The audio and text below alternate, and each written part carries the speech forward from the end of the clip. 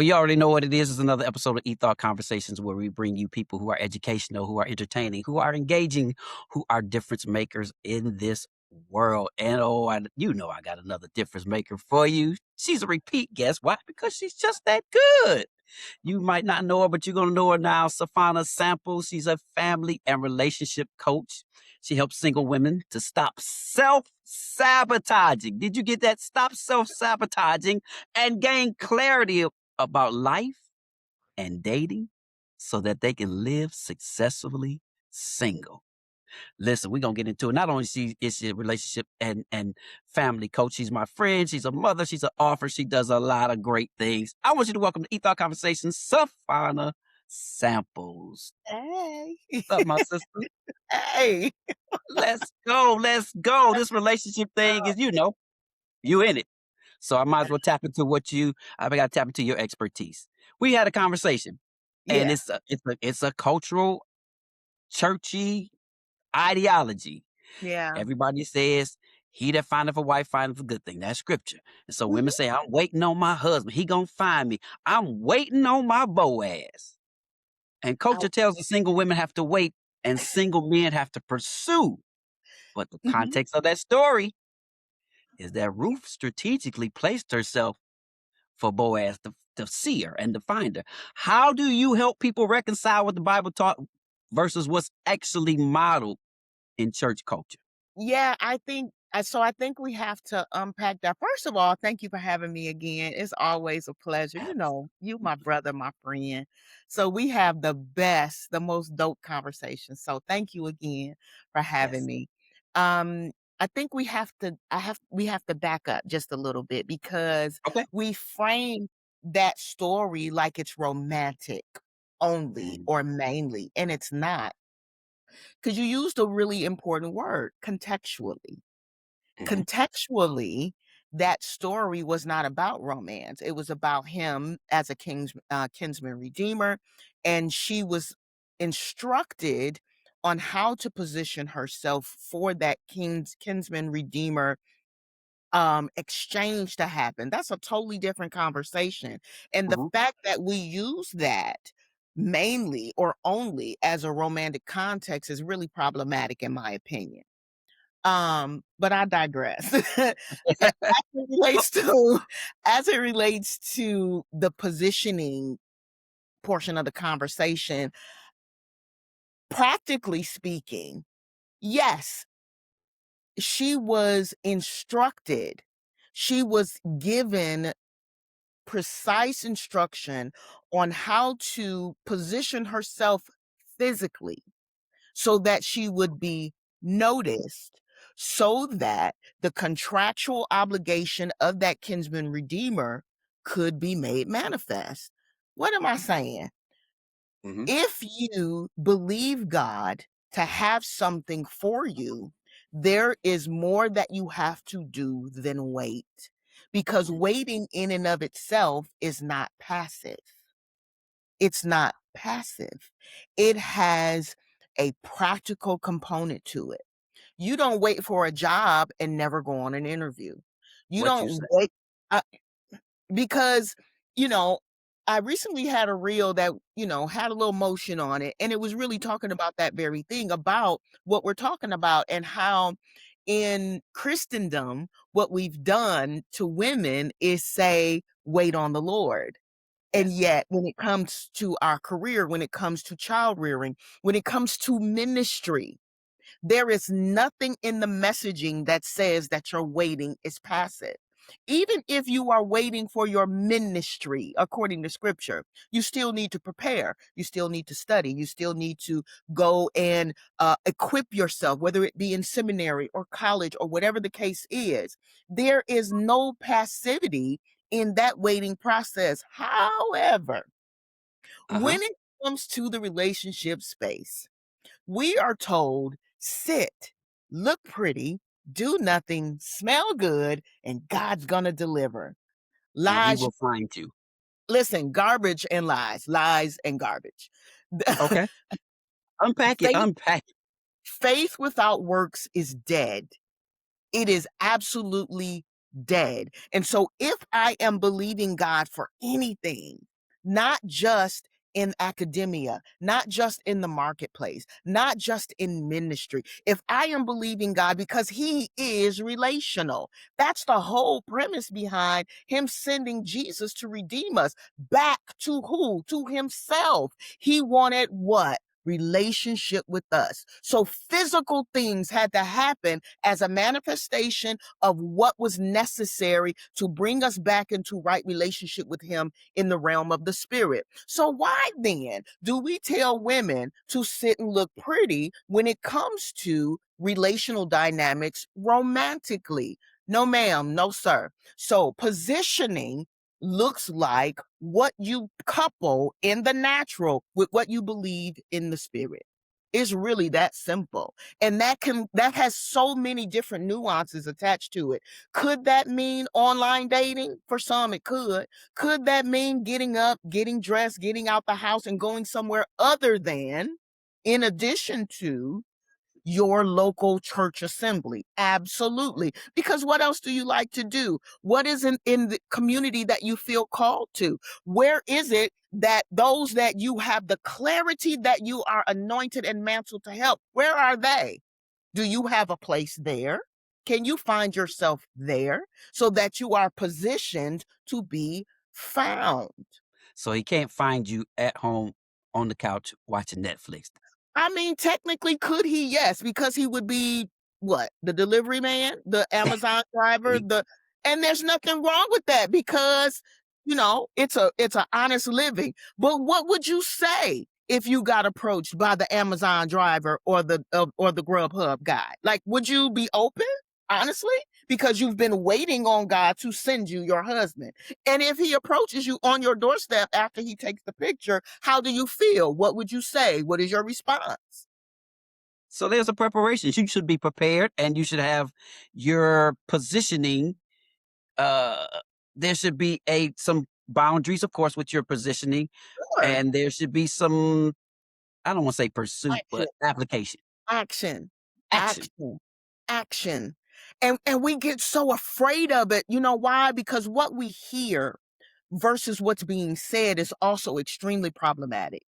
So Mhm. what here when people hear conversations like that need to unlearn some of the toxic teaching around singleness in Christendom, what they hear is you're telling women to be pursuant. Nope.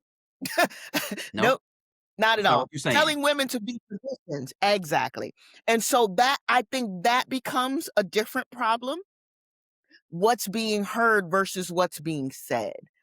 Just as simple as when you say successfully single. I can't tell you how many years I have had people say, "Well, that would seem like it would mean you don't want to be married." How? Are you kidding? I am no more successful as a potential partner than I am as an individual. So how can I not become successfully single? And Mm, and it's also why we right there. Let's park there for a second. okay. Because why is it that in the messaging to Christian singles do we center marriage as if marriage is the only point of singleness? Somebody help me make that make sense. So that's Singleness not is not for marriage. no. No, Okay. So the okay, singleness has its own purpose. okay. So you lead a singles group, so you don't teach that this singles group has to end in marriage. Absolutely. Okay. Eh, Hard okay. stop. And that Because here's the thing, if singleness, just walk with me for a second. okay. If singleness is about marriage, if the end goal for singles is if I'm supposed to center marriage in my singleness, then what if I don't get married? So then this whole season was about a potential season? I was supposed to think Mm, about a potential next season now only or mainly? yeah. Help Um, me. What am I I missing? you're the coach. So, I wholeheartedly agree. Yeah. so my point then is if we're supposed to be centering marriage, as the focal point, as the objective, the main goal, and I don't get married, then the season was up. Am I now unfulfilled? Am I now Yeah. It devalues what your life, yeah, what then for my identity? What then for my focus? and it If kinda my makes you. whole entirety of the season was Yeah. centered around the potential for another one that I may or may not enter, because contrary to popular belief, God does not promise marriage to singles. Mm. Because there's that. There's that. There's That's can't find that in the book. not one scripture. God is for marriage. He instituted it. He loves it. It is a mirror of him and his bride. Like it's dope. It's Mhm. absolutely a jewel in the eye of the Father. He was intentional about it. Was the very first thing he instituted. However, that is not the end all be all. And Mhm. if it were, again, and we then don't get married as unmarried individuals, then what? Yeah. That's why I love the theme of your cohort, your coaching, successfully single, because we've promoted the ideology that being single is a second class citizen, and that's Yeah, not yeah. that's totally inaccurate and totally It's devalues your walk with Christ. exactly. My objective as a believer is to manifest Yeshua in the earth. And as an individual, that looks one way. And Yeah. as a co-covenant partner, that looks another. This has a purpose and that has a purpose. And so if I, as a successfully single individual, am manifesting Yeshua, and I understand relationally what that looks like, what that brings into my life, and how that adds to the kingdom, and how that shows his glory in the earth. You mean to tell me I'm supposed to then become sad because I am unpartnered currently? You lying to Yeah. me. Lying You to me. lying You lying to me. you lying I to me. thought about I thought about the comedian Mojo Brooks, but I ain't gonna say that. But you have to Right, help me. right, but I know you lying. oh, you lying. I say that every day of my black life. You hear me? I know you lying. Because So how can you tell me that? How can yeah. you tell me that because and think about this. I have been unmarried. My son just turned 22 in April. I was divorced. My divorce was final 1 month after he was born. I've been engaged before. I've had opportunity to be remarried before now. So that's not even the thing, right? But Okay. I have technically, legally been unmarried, whether I was unavailable during different seasons or not. I have been unmarried for 22 years. And so to hear that, do you know how many people go, as if it's like a relational failure, as if it's a kingdom letdown. Yeah. I'm the most happy and clear I have ever been in my entire life. Mhm. And you Mhm. mean to tell me because I've been unmarried for 22 years, that's a problem? Mhm. Singleness is not a problem to solve. It's a Oh. season to steward. Yeah. I love that. Singleness is not a problem to solve. It is a season to steward. Y'all better Period. get that. You better get that. So help us out. Um, I'm afraid though. I mean, how do I do that? I like people, but I don't want to. How do I tell them? What do I say? How can a woman be As it relates to dating. positioned without being pursued? Huh? Just give me a Oh, tip. okay. I mean, so can they go, Yeah. can you like the person's photo? Can you say, "Hey, you look nice today?" Is that too pursuant or is that positioning? That's positioning. And I would say my favorite answer is D, all of the above. You can do all of those things. You can Okay. you can compliment someone. You can ask so I teach in my Successfully Single Academy. I taught a series called Positioning 101 where I taught my Mhm. women what positioning means, what it doesn't mean, what it looks like, and practical application. So, one of the things that I love to help women to discover is how they can naturally, organically position themselves just through relationality, just being relational. For instance, you can be at work, you can be at church, you can be at a networking event, you can be volunteering somewhere, you can be at your child's game. And because you are single and available and looking to be pursued, approached, and courted, there are simple things you can do. Men love to solve problems. Men love to solve issues. There is a way to actually ask a very simple question. Um, as you're building community conversationally, organically. Hey, you know what? I recognize that you're real handy. You know what? I have an issue with my such and so with my radiator and my da da da da da. What would you recommend? Da da da da da da da da da. Something as simple as, "You smell really nice today. What are you wearing?" Yeah. It's a Yeah. question. It's not being I'm forward. I'm communicating, but what people aren't saying is that they don't have language and they don't have courage. Ooh. Okay. They don't have language and they don't Okay. have courage. So to hear position is exactly what you said. Tell me what that looks like. What they're saying is, give me language. What should I be saying and in what circumstances? That's not a one and done. That is why I coach. That is why I walk women through what that could and or should look like for them because it's extremely nuanced. It's Mhm. and that's another issue that I believe is really, really prevalent in Christendom is that we look for cookie cutter um, actions, which is why you get people saying, "What was Sierra's prayer?" or "What was so and so's prayer?" We want to duplicate what somebody else did as opposed to gaining the clarity that you need for you as an individual. Wow. You That's need powerful. personal clarity about who you are. What if you believe that you are a helpmate?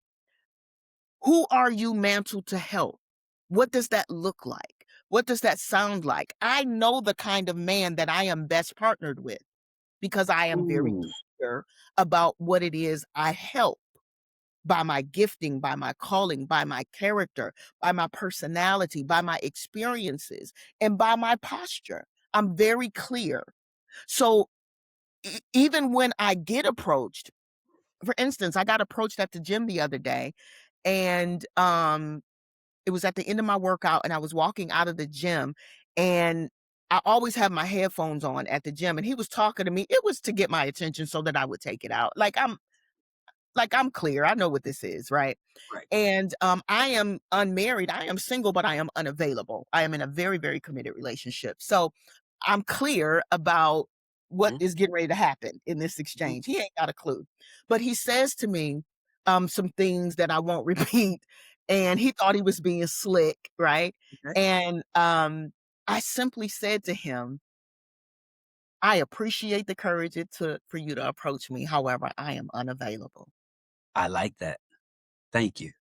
And my response would be, "Thank you very much," and the compliments in Absolutely. advance. Absolutely, right? We had a decent exchange, it was respectful, but because people don't have language, E, they get afraid, they get intimidated, they get tongue-tied, they get nervous.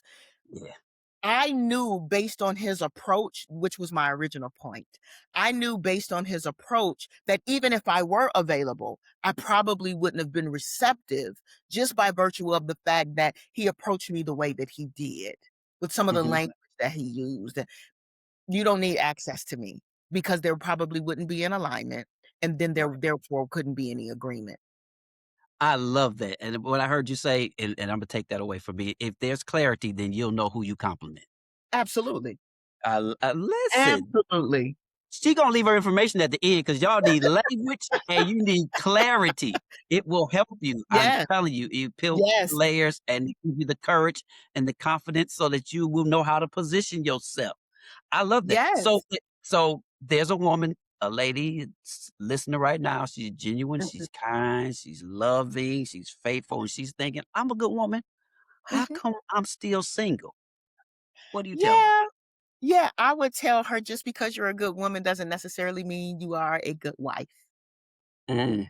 I think that is a another major misconception in Christendom, that we equate goodness, with readiness.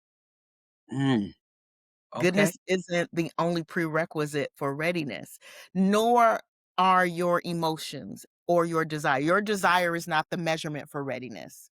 And that can that can slap people upside the face, because if they don't have clarity, if they don't have language, then their only unit of measurement is their desire, their self-perceived readiness for relationship.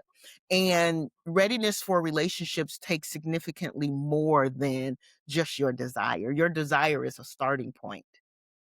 Yeah.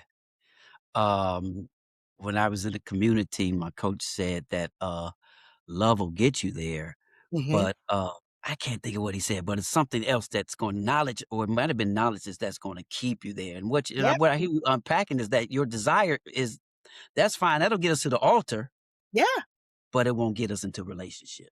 It won't always even get you to the altar. It'll get you with attention.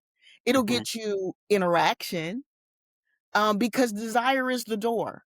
The desire is the door, and which is why I hate when desire is demonized and Okay, automatically assumed to be idolization. okay, explain. Especially well, because the language is typically, um geared toward Christian women, that those that strongly desire and express their desire for marriage are told, "You're idolizing marriage," when desire alone is not an indication of idolization. It's an indication of your humanity. God True. created us to be relational, like I said before. He also created us for one another. So the desire for companionship is literally something that God said is good. It's Mm, good.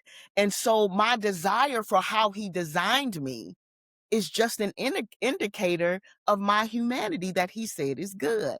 Now, the difference is how I respond to that desire is what can cause us to teeter into idolization. And that's not all the singles' fault, because right. of the messaging that has been fed to the singles community within Christendom, mostly in America. I mean, around the world at large, but mostly in America, the messaging has been diabolical, and it's been diabolical, and I believe that that is one of the main reasons. Like, no, really, like, I believe that is one of the main reasons why the Lord gave me this burden, Yes. and it is a true burden. It's not just a passion for me, it's not what I do, it is what I do professionally, since retiring from the beauty industry, but it's more than that. It's more than what I do for a living. It's more than a passion. It is literally the burden of the Lord for a total demographic that has been, man, Hammered pandered over the head. to. I mean, just diabolical, just diabolical.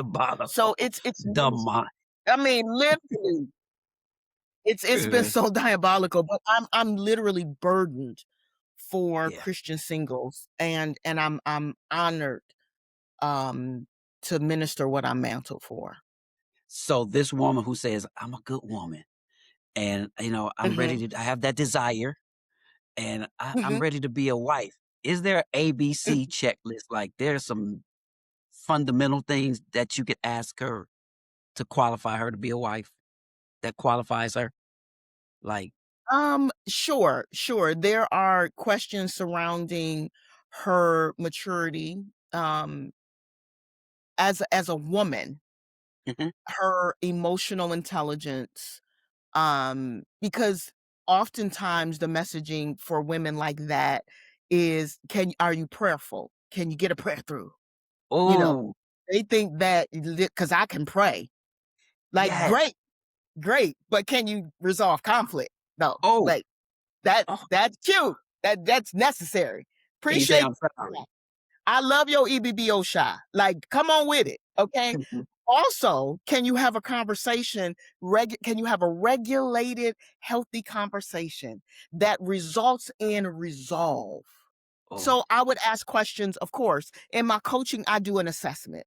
So I yeah. ask questions about your desire, the root of some of your belief systems, and your emotional intelligence and or maturity, and then questions about your conflict resolution, because those are some pretty powerful components of readiness.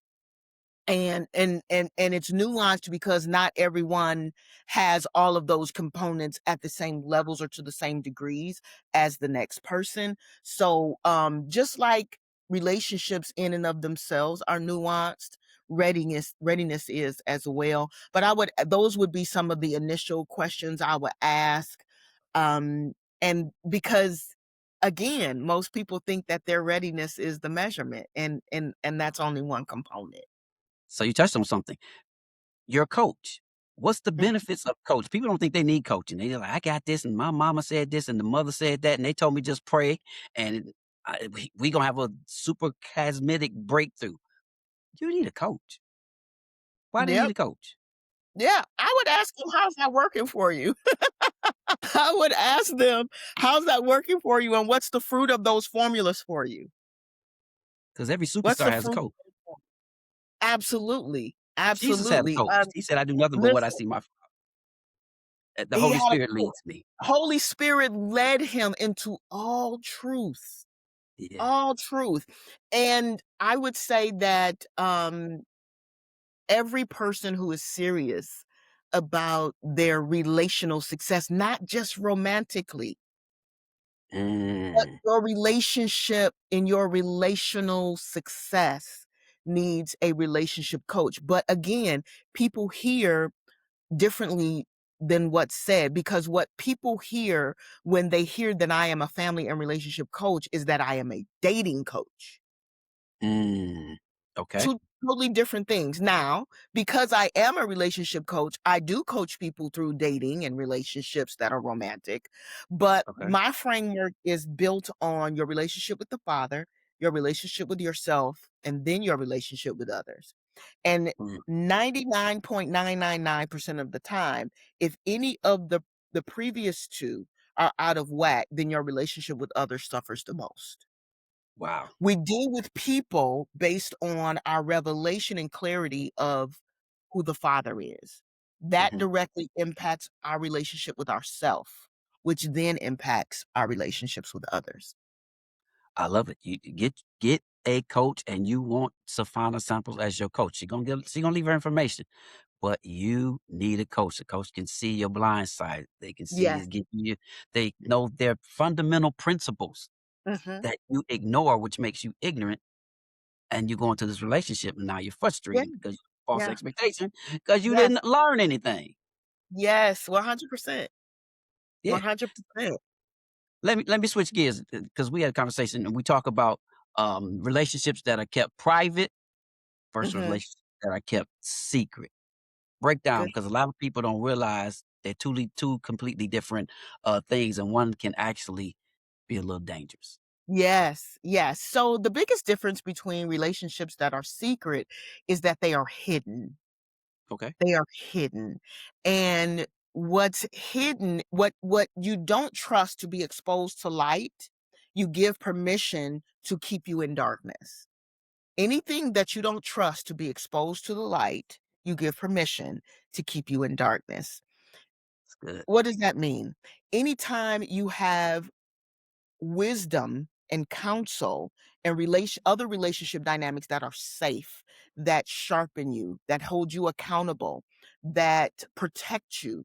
If you don't want to expose what you're involved in to the light of those relationships, then you give that relationship permission to keep you in darkness. Darkness in the area of your emotions, your imaginations, your intellect, your thought life, your physicality. You're more likely to compromise your principles as a woman of the faith. And so private is when you place boundaries around what it is that you find valuable enough to protect. The difference is secrecy is hidden. No one knows but you and the person that's involved. Private is the people that need to know. That circle of light Mhm, mhm. are involved. They're aware. They hold you both accountable. They give you wise counsel, direction, correction, Okay. correction. That one. Because We get a lot of actions, but make sure you get correction. correction. Don't leave that one Mhm. out. Yeah, Uh, you got direction, whatever actions you got, but get you some correct. implementation, all that. All Correct. of it.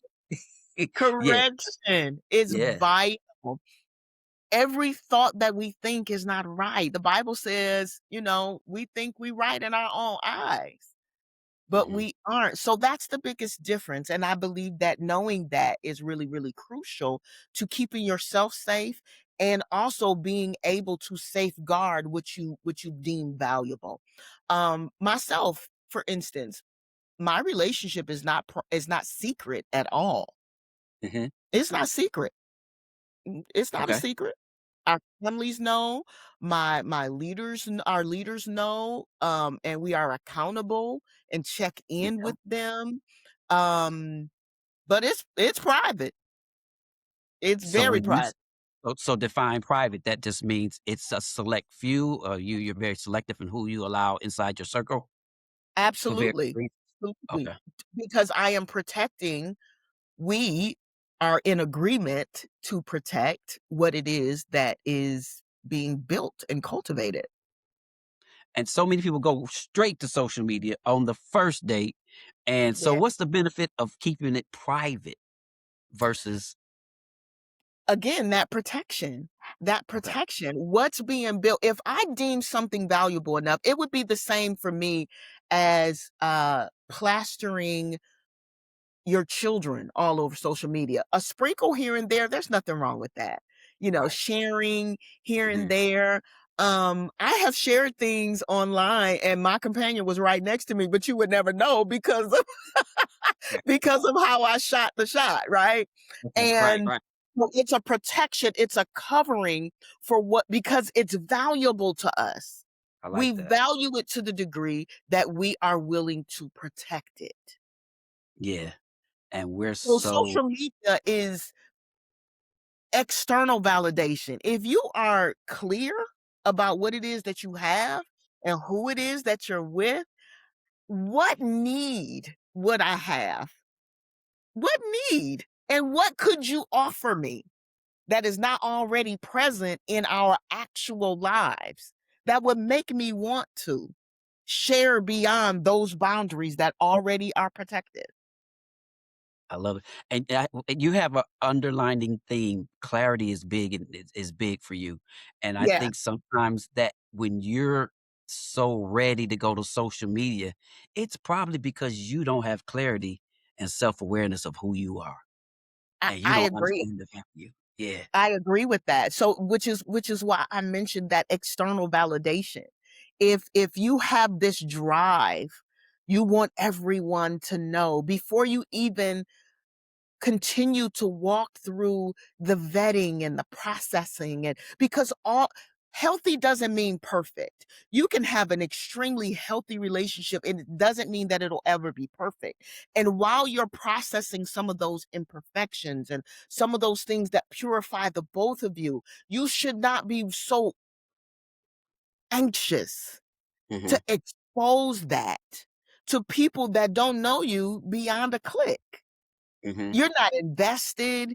You people are in parasocial relationships, and so they really, really think that these interactions that they have with people they will never meet in most Wow, circumstances are real. right. But what's in front of you, you don't see the value to the degree that you need to protect that. Ooh, That's off. yeah, yeah, I It's love that. off.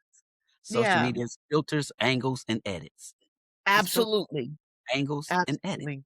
Yeah, I agree. I don't know where the time goes, but it goes when we stay here when we get here, It's but what we we do. that's what we do.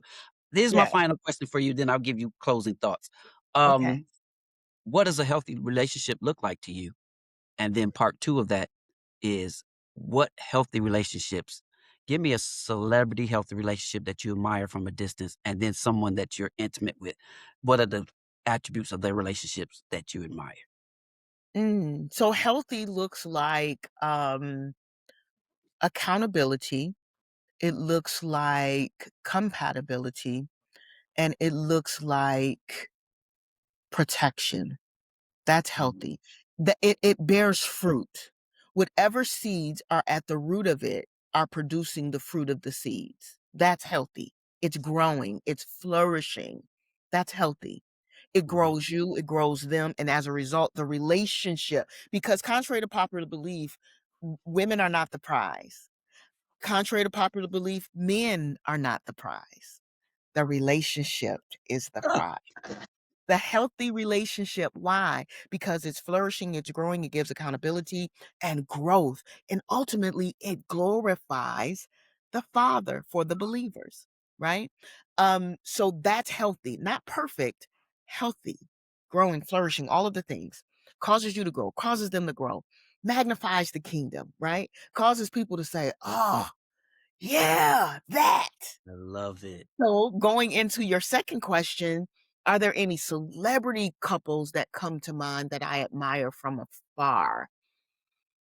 Not necessarily. Okay. But I'm not typically too vested Okay. in celebrity relationships. I am actually more vested or observant is a better word, not vested, but more observant of real life relationship dynamics that are a bit more tangible for me. The Okay. most tangible for me in my life is the relationship between my leader and his wife. Mhm. It spans rather decades. It is Yeah. Christ-centered and it is healthy. And the fruit that it has produces is the kind that makes you say, I wanna eat from fruit like that. Knowing that it has, endured seasons and trials and all of the things, but it's healthy and it's still flourishing and they're not just in love, but they like each other. They Ooh. really like each other. And I know of relationships in real life, several relationships like that in real life, and I'll take those over the presentation of celebrity relationships any day. Any day. Oh, My relationship is healthy and amazing. I'll take it. I love it. It's definitely something, it's definitely a benefit when you have some accountability and something that you can mirror after. Yeah. And we remiss if we didn't shout out Apostle Hugh Smith. That's our Yes, guy. We absolutely yes, love him. So absolutely. we got to shout him out. Where can people find you when because they're gonna listen. They're gonna get some coaching. I hope Y'all so. gonna get some coaching.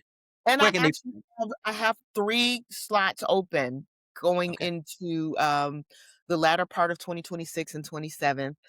So this is the time to come aboard if they're coming. They can find me at all things Sefana Samples, so sefanasamples.com. The podcast, The Successfully Single Podcast on YouTube and Spotify. Yeah, I'm Sefana Samples across all socials. And Sefana Samples is Sefana Samples. Yes, yes, yes. She was just like, let y'all in on things. She was like, "Did you send me the link?" I was like, "I did, but I spelled your name wrong." I've been fighting all my life. Listen, All my life. my life is Stefana. What else they call you? Sefana. Savannah. Yeah, just, it's everything but Sefana. So yeah, like, find her, like, comment, share. She has 3 slots open. Get you some coaches so you can be successfully single, not singing, but successfully single. Isn't she? Do you Yes, sing? without quenching your desire for healthy romantic love. I love it. Give me a closing thought before we get out of here. Clarity is your best friend. Accountability will save you years of heartache. Oh, come on, say it one more time. Clarity is Clarity. your best friend, and accountability will save you years of heartache. Listen, get you some clarity. I thank you again. It's been an absolute pleasure. Again, Absolutely. like, comment, share. This is my sister. She's phenomenal. You definitely want to be a part of her community. And thank you for joining E-Thought Conversations. I always leave with an e-thought, and my e-thought is this: if you feel more like yourself when they're near you, and less like yourself when they are not, they may be your soulmate. Listen. And I'm gonna use a second e-thought today that I'm gonna steal from her. I'm gonna give her credit today, but then the rest of the day is mine. And Okay. that is, you are not the prize. She is not the prize. Well, let me say, he is not the prize. She is not the prize, but the relationship is the prize. That's Oh, right. you heard it here Absolutely. on E-Thought Conversations. We appreciate you. I love you. We'll see I you next love time. I'll have you back. You know that. Thank you so much. And we'll absolutely. see you next time on E-Thought Conversations.